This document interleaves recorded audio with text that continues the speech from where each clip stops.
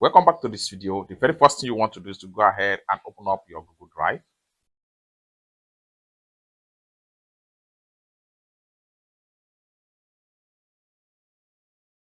The next thing you need to do is to search for a particular file you want to duplicate.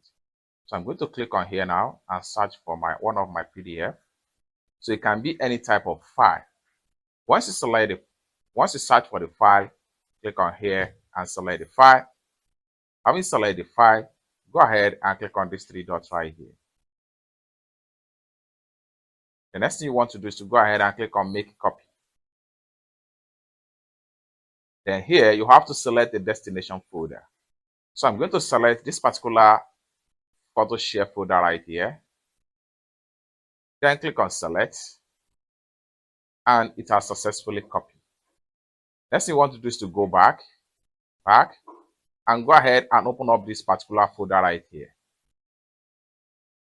Then we have the copy right here. You can see copy. And we can go ahead and open it.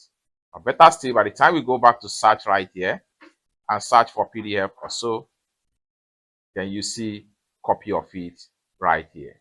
So this is the original and this is the copy. It's that simple. So this is how to make a duplicate or copy file in Google Drive.